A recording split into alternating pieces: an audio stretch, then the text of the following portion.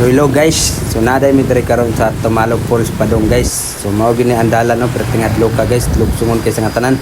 Perting kulba agid kayo na kuan ni guys, bisag driver taw motor bitaw, kamo kita mo drive matay perting kulbaan ako sa dalan guys. So lugsungon kay sa nga tanan. Then grabe ka bahada gyud nga bahada gyud bitaw guys, murag mahabo akong kinaon. Uy, grabe akong tiyan murag dihiyab ani sa kulba gyud awa perting lugsungon na kayo. Nya kusog kay padagan mga driver de. Hinoon pod andad na guys ladde guys. Then diri may daan una rin nga adto guys sa Tumalog Falls before may sa Oslob kaya ang number is layo pa siya. Then puli-puli man og sakay sa bangka gud man diri may una daan sa Tumalog Falls kay mao may recommend sa atong tour guide katong kauban mo guys.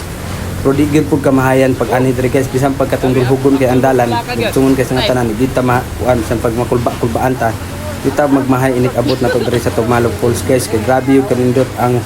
Tumalog Waterfalls. Tigid kamayan ang surroundings pindot kayo ng mga kahoy din ang hagbong din sa tubig habog kay sa nga tanan gid pud ba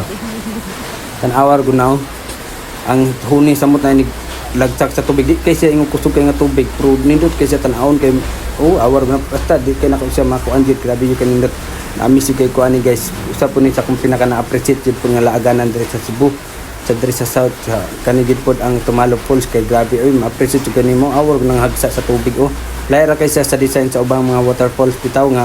kusog yung kay ang bundak sa agos sa tubig pero kani perting kanang smooth lang kanang kuan lang normal lang nga kanang hinan lang bitaw gid unang dili kay tapon mount kuan ba di kay tam sa kitang medyo sa tubig kay normal naman siya kaya ang kanindot po niya guys is kanang ang kanang tambor sa libo niya grabe lami kay oy grabe kanang bugnaw gid bitaw kay ang tubig mo na kanindot para ni gid niya bugnaw kay ang tubig gid kamayan guys grabe kanindot gid amazing yung kay nga kuan pinaka nindot kay nindot kay nga waterfalls